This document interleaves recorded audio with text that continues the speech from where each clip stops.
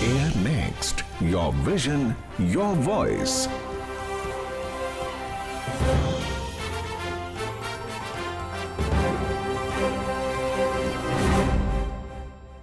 नमस्कार, आदाब, सत श्री अकाल, वनक्कम and greetings for the day. स्वागत है आप सभी का एफएम रेनबो 102.6 के कार्यक्रम एआईआर नेक्स्ट के एक नए एपिसोड में। मैं हूँ आरजे दानिया और मैं लेकर आ गई हूँ 6 स्टीमिंग कप ऑफ अदरक वाली chai with 5 of my college buddies to share it with. क्योंकि मौसम है सुहाना और बातें करने का है बहाना। दिलवाले दुल्हनिया ले जाएंगे कि सरसों वाले खेत, या हो लगान में पसीने से लिपटी हुई रेत, बसंती की धन्नो और उसका तांगा। मदर इंडिया में एक माँ ने अपने देश का हक मांगा। वीर ज़ारा में साथ रहने की सौगंध, चाहे हिंदुस्तान हो या पाकिस्तान, गांव की मिट्टी की एक ही सुगंध। नदिया के पार हो कोई मेला, उस मेले में न रहे कोई अकेला। ऐसा देश है मेरा, ऐसा देश है मेरा। चाहे वो बॉलीवुड मूवीज हो या शहरों से निकलते ही मिट्टी की सौंधी खुशबू, भारत के गांव की चर्चा हर जगह होती आई है। इसी के साथ I would like to introduce today's topic of discussion which is villages of India, the youth perspective और युवाओं के गांव के प्रति सोच। मैं हम सब की तरफ से Shyama Prasad Mukherjee college for women, university of Delhi का तहे दिल से धन्यवाद करना चाहूंगी कि उन्होंने हमें यहाँ आने का मौका दिया। अब मैं चाहूंगी कि यहाँ बैठे मेरे सारे दोस्त अपने बारे में हम सबको बताएं। हेलो एवरीवन, मेरा नाम चेरी चौधरी है और मैं उत्तर प्रदेश के गाजियाबाद से हूँ और साथ ही मैं एक डिजिटल आर्टिस्ट भी हूँ। नमस्कार, मेरा नाम स्नेहा सेनगुप्ता है। I was born in Kolkata but मैं दिल्ली में ही अपनी पूरी जिंदगी रही हूँ। करंटली मैं जनरल सेक्रेटरी हूँ नवरंग की, जो हमारे कॉलेज की थिएटर सोसाइटी है। उसके अलावा मेरे पास सीनियर डिप्लोमा भी है जो मैंने हिंदुस्तानी संगीत में करा है फ्रॉम प्रयाग संगीत समिति इलाहाबाद। इसके अलावा मुझे ट्रैवल करना और नई नई जगह एक्सप्लोर करना बहुत पसंद है और मुझे फोटोग्राफी और वीडियो एडिटिंग करने का भी बहुत शौक है। That is so cool. You know, even I am into phone photography these days. Absolutely. Talk about the endless scrolling. I'm especially in love with those, travel videos. I know, right? ऐसा लगता है कि वो videos देखकर तुम उस जगह पर हो नहीं, लेकिन फिर भी तुम उस जगह पर हो। बिल्कुल सही कहा। नमस्ते, हेलो एवरीवन। मेरा नाम दिशिता है। मैं अपने डिपार्टमेंट के स्टूडेंट काउंसिल की वाइस प्रेसिडेंट हूँ। मैं बनारस यूपी से हूँ और मैं दुर्गापुर वेस्ट बंगाल में रहती हूँ। मैं ज़्यादातर नॉवेल्स पढ़ती हूँ। It's nice being out here. Thank you. Over to you Dorothy. धन्यवाद दिशिता। नमस्कार होकोलुके। Hello everyone, Dorothy this side. मैं असम की रहने वाली हूँ। मैं मेरे डिपार्टमेंट की एक्सटेंडेड स्टूडेंट काउंसिल मेंबर भी हूँ। इसके अलावा I am an inter school level basketball player. मेरे पास डिप्लोमा डिग्री सत्रिया में है, जो कि असम का क्लासिकल फॉर्म ऑफ डांस है, और मेरे पास बॉर्गित में भी डिप्लोमा है। ये भी एक फॉर्म ऑफ म्यूजिक है जो कि असम से ओरिजिनेटेड है। इसके अलावा मैं all Assam student union new Delhi की भी मेंबर हूँ। Over to you Shrutashwini. शुक्रिया डॉरथी। हाय, नमस्कार। मेरा नाम श्रुतश्विनी हाजोरिका है एंड मैं असम से हूँ। Currently I am a senior member of Thirkan, जो कि हमारे कॉलेज की डांस सोसाइटी है। I also hold a senior diploma in Bharatanatyam. इसके अलावा मुझे बेली डांस का भी बहुत शौक है। ये मेरा सौभाग्य है to be here and share the same space with such intelligent women. Thank you so much everyone. मैंने कभी नहीं सोचा था कि मेरे पास इतने ज्यादा टैलेंटेड फ्रेंड्स हैं। तो चलिए, चर्चा की शुरुआत करने से पहले हम एक गाना सुनते हैं, और इस गाने के बोल हैं ऐसा देश है मेरा, वीर ज़ारा फिल्म से।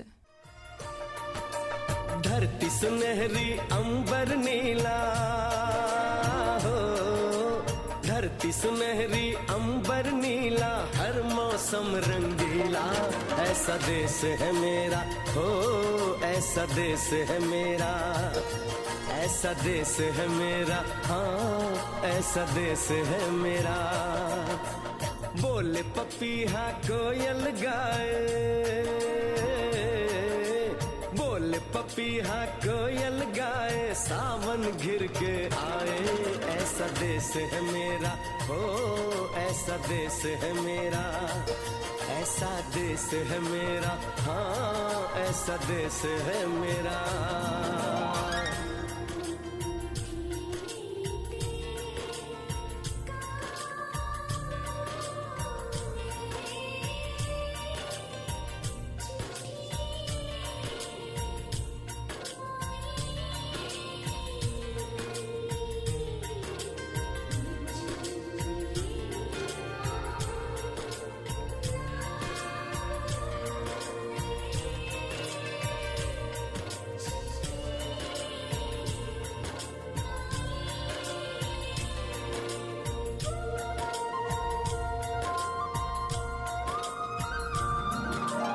गेहूं के खेतों में कंघी जो करे हवाएं, रंग बिरंगी कितनी चुनरियां उड़ उड़ जाएं।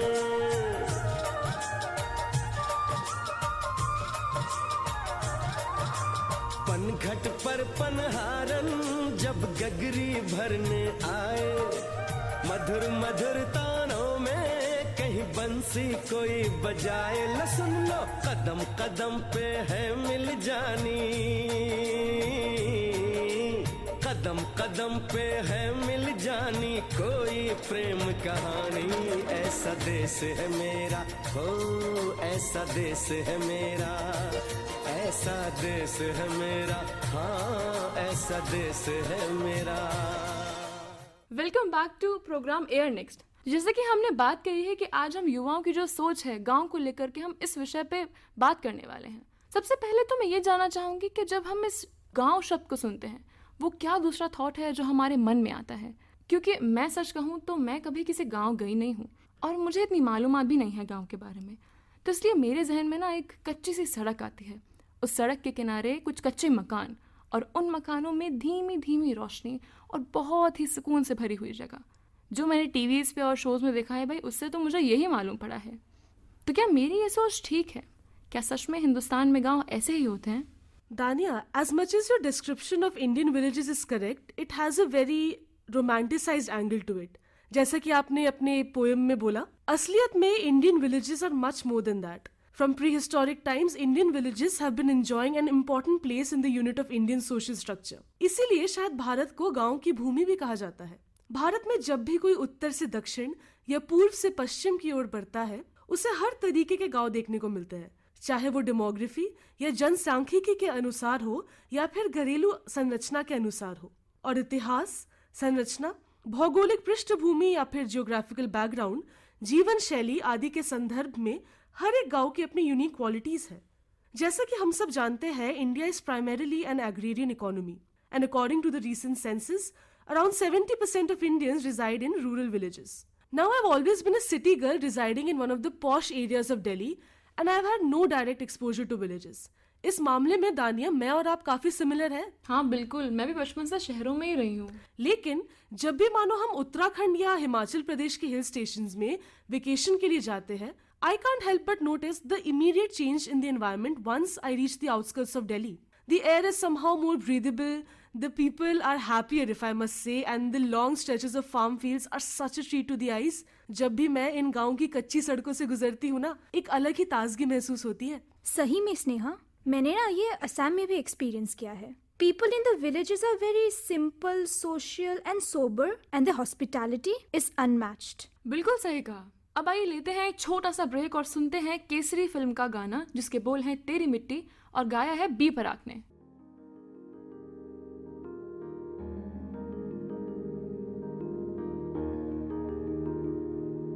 ऐ मेरी ज़मीं अफसोस नहीं जो तेरे लिए 100 दर्द सहे, महफूज रहे तेरी आन सदा चाहे जान मेरी ये रहे ना रहे।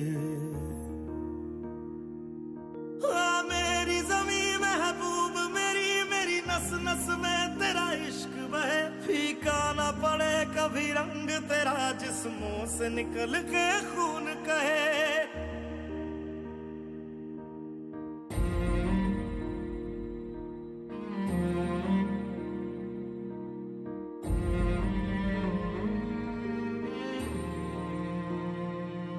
तेरी मिट्टी में मिल जावा गुल बन के मैं खिल जावा, इतनी सी है दिल की आरज़ू।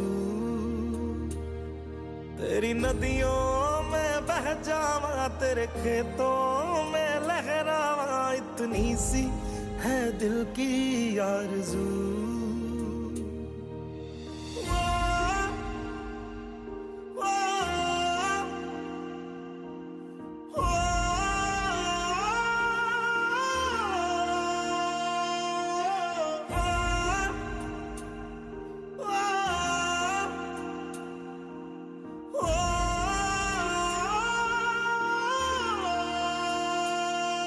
सरसों से भरे खलियान मेरे, जहाँ झूम के भंगड़ा पा न सका। आबाद रहे वो गांव मेरा, जहाँ लौट के वापस जा न सका।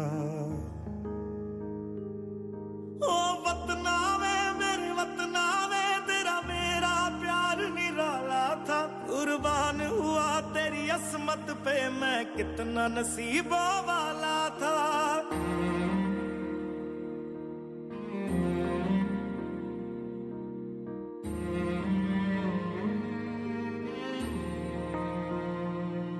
तेरी मिट्टी में मिल जावा, गुल बन के मैं खिल जावा। इतनी सी है दिल की आरज़ू, तेरी नदियों में बह जावा, तेरे खेतों में लहरावा। इतनी सी है दिल की आरज़ू।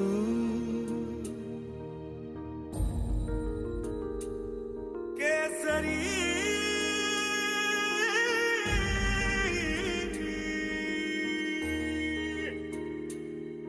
ओ हीर मेरी तू हंसती रहे, तेरी आंख घड़ी भर नम ना हो। मैं मरता था जिस मुखड़े पे, कभी उसका उजाला कम ना हो।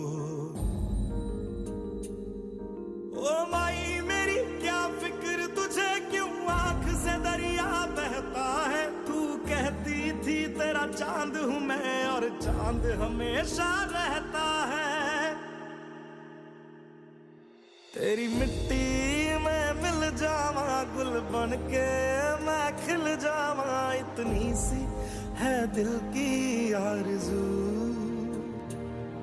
तेरी नदियों में बह जावा, तेरी फसलों में लहरावा। इतनी सी है दिल की आरज़ू। Welcome back to programme air next.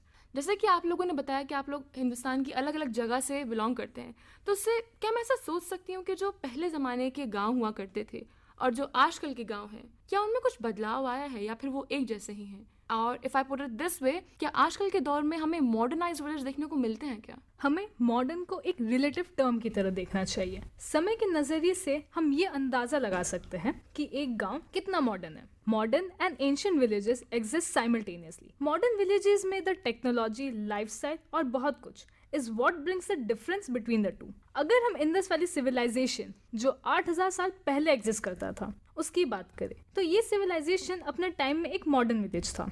उसकी planning, cleanliness, architecture was considered to be far more ahead than any other village जो इंडस वैली सिविलाइजेशन के साथ एग्जिस्ट करता था। जो youth and working population Indus Valley civilization के time थी, they focus only on the physical labor। तो development भी उसी पर्सपेक्टिव से हुई थी। एग्रीकल्चर को ज्यादा लेबर फ्रेंडली बनाया गया। इंडस वैली सिविलाइजेशन पहली विलेज थी जिसने वर्कर्स के लिए सेपरेट क्वार्टर्स बनाए थे। This civilisation was so planned कि उस समय जो अर्बन एरियाज थे उनमें भी इतनी डेवलपमेंट नहीं थी। Wow, I never heard about this before.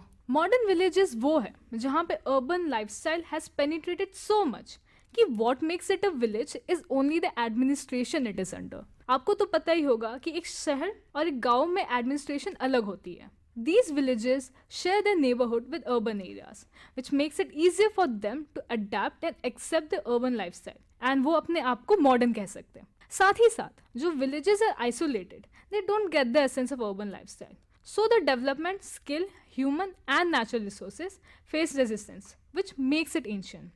वो कहीं ना कहीं फेल हो जाती है to keep up with other villages. Hence my point of being modern a relative term comes into play. और साथ में अपना एक एक्सपीरियंस बताना चाहती हूँ। I took part in a competition known as NGYC और नेशनल जोग्राफर्स यूथ कॉन्क्लेव। यहाँ पे we did research in mapping the emotional topography of migrant workers in Delhi.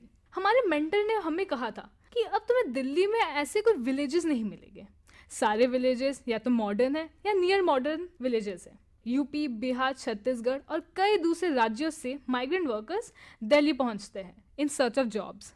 मैं यहाँ एक पॉइंट ऐड करना चाहूँगी। जैसे एनर्जी सस्टेनेबिलिटी के मामले में बिहार के धरनी गांव में काफ़ी प्रगति है, राइट? जबकि उसी राज्य में अरवल गांव अभी भी उतना आगे नहीं हो पाया है। So what I am trying to say here is, जैसे कि दिशिता ने बोला, the word modern has always been a relative term to be used for Indian villages, Here, the former village is more modern in terms of tech and application of human skills than the latter.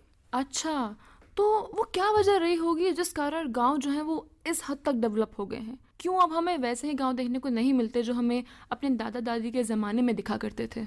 जैसे दिशिता ने कहा, जब एक गांव को वो facilities नहीं मिलती है as compare to modern village, वो गांव लेस डेवलप होता है एंड इट रिमेन्स एंशियंट. हर एक गांव हैज़ अ मिनिमम थ्रेशोल्ड और limit to which it can accept development. जब वो थ्रेशोल्ड क्रॉस होता है तब वो गांव और बदलाव एक्सेप्ट नहीं कर पाता है. बट हम डेवलपमेंट को स्टॉप तो नहीं कर सकते, right? So urbanisation tries to find an area where there is less development. It searches for areas where long-term investment is profitable and people can develop economically as well as socially. All right. आजकल हम देख रहे हैं कि rural India is accepting modernization. Initially, the people were resistant to any kind of change introduced to the lifestyle. But अभी ना, the scenario is entirely different. जैसे कि पहले लोग अपने गांव में ही काम करते थे. But now there is a trend of mass migration from the rural to the urban areas. At times, people often go back to their homes and bring along their urban practices with them, which is inculcated by the other rural population, which ultimately changes their lifestyle as well. So this is one of the ways by which the urbanization is penetrated into the rural lifestyle. लोगों की सोच and perception is what makes an ancient village different from a modern one. हाँ, I agree.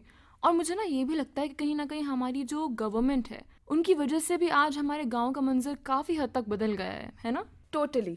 Government का इन सब में बहुत बड़ा role रहा है. रूरल एरिया के डेवलपमेंट के लिए मिनिस्ट्री ऑफ रूरल डेवलपमेंट ने बहुत सारे स्कीम्स इंट्रोड्यूस करे हैं जिससे काफ़ी हद तक अपलिफ्टमेंट हुआ है. फॉर एग्जाम्पल, प्रधानमंत्री ग्राम सड़क योजना जो कि ईयर 2000 में लॉन्च हुई थी. हमारे सबसे लोकप्रिय प्रधानमंत्री श्री अटल बिहारी वाजपेयी जी ने वो लॉन्च की थी, जिससे रूरल रोड की कनेक्टिविटी इनहैंस हुई थी.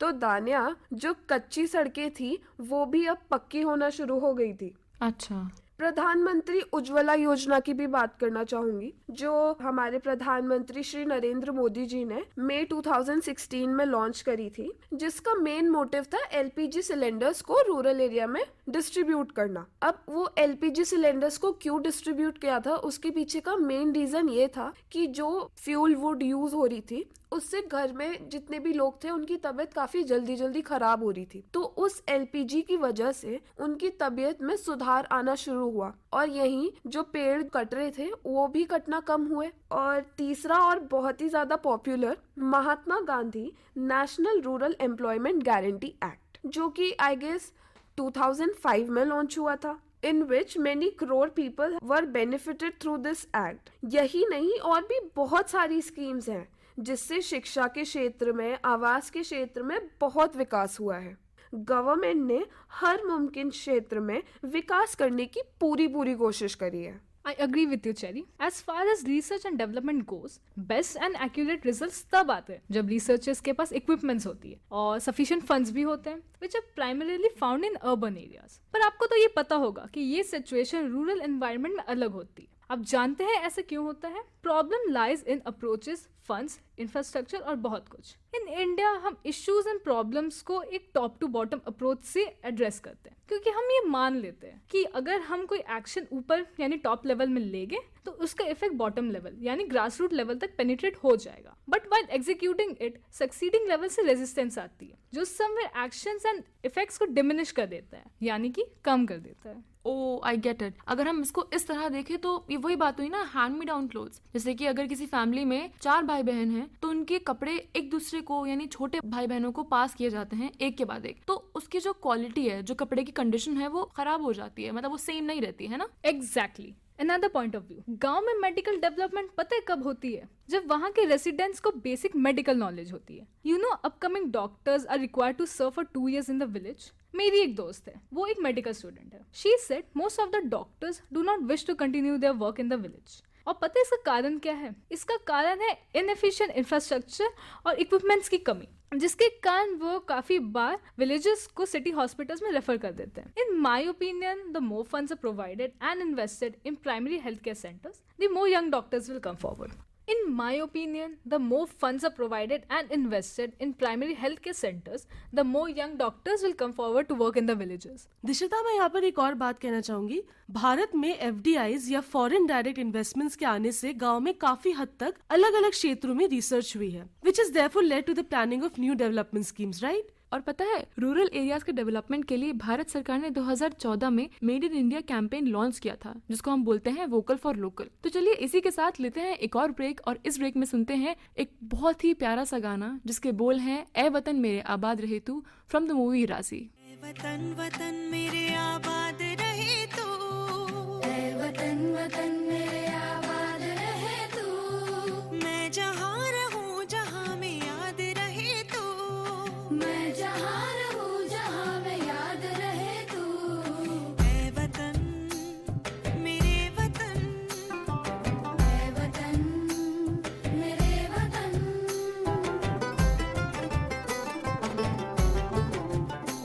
तू ही मेरी मंजिल है पहचान तुझी से, तू ही मेरी मंजिल है पहचान तुझी से, पहुँचूं मैं जहाँ भी मेरी बुनियाद रहे तू, पहुँचूं मैं जहाँ भी मेरी बुनियाद रहे तू, ए वतन मेरे वतन, ए वतन मेरे वतन।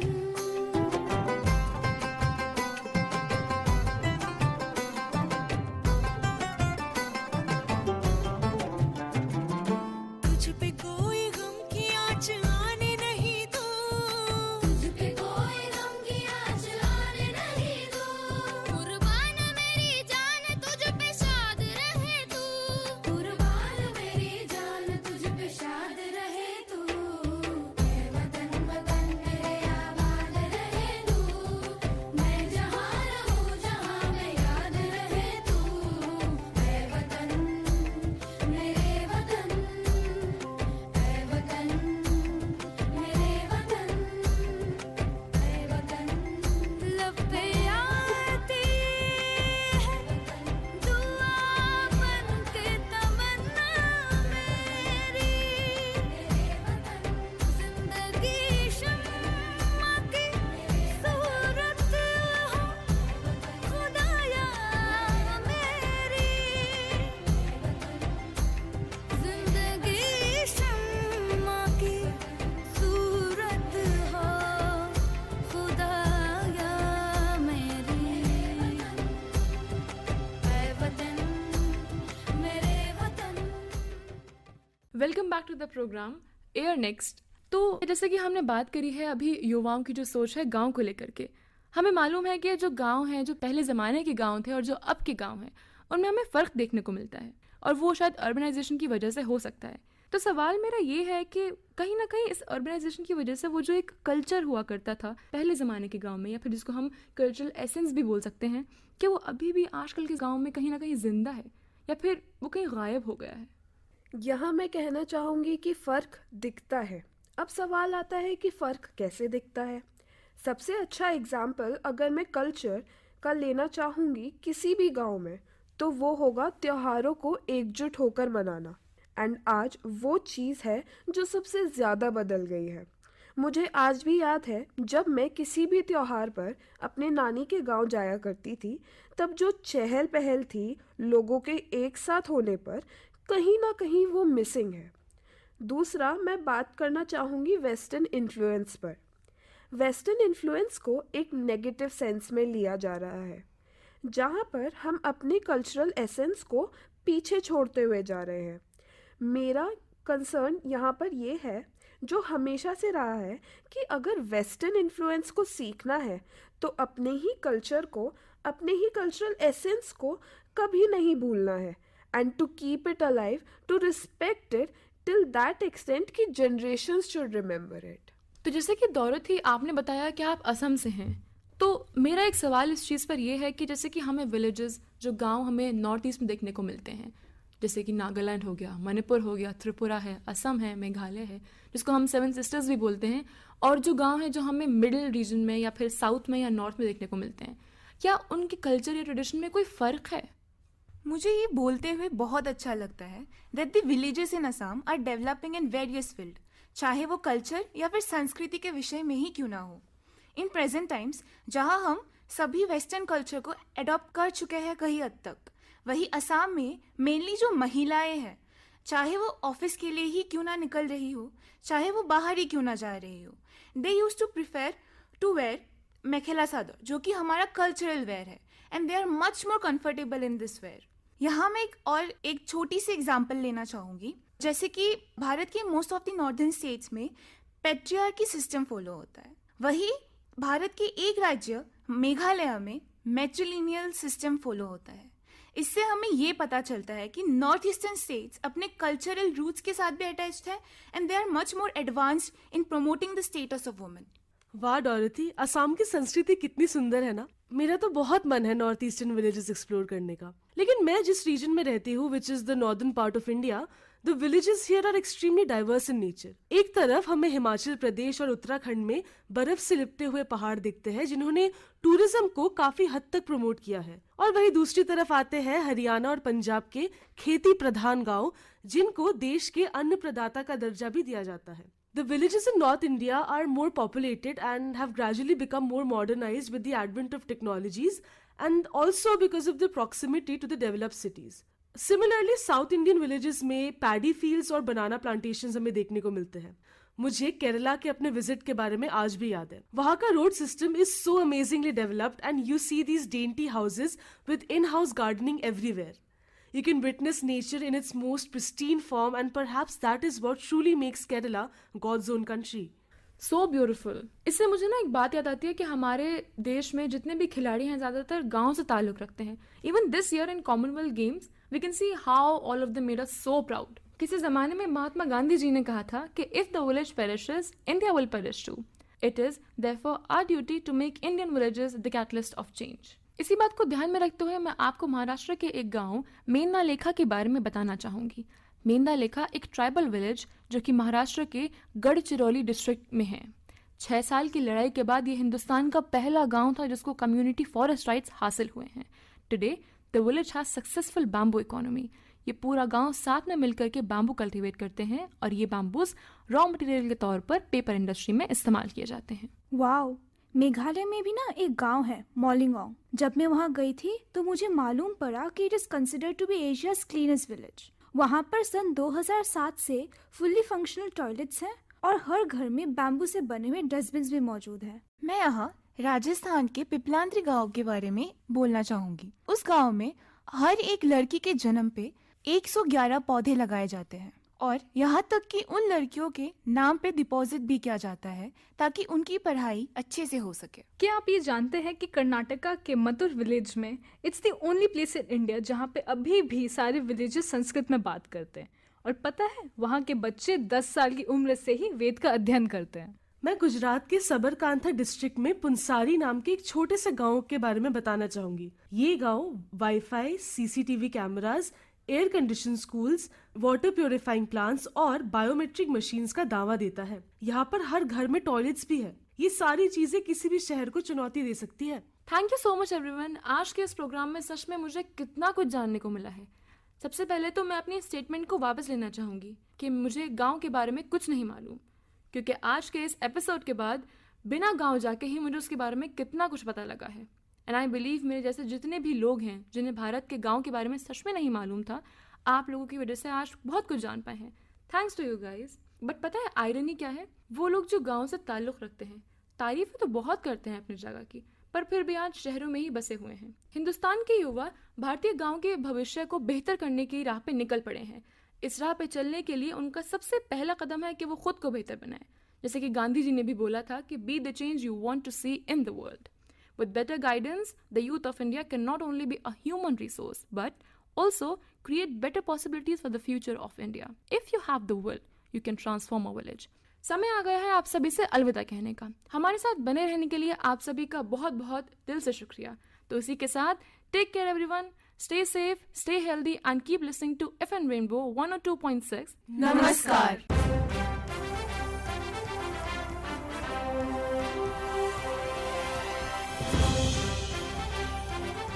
Air Next.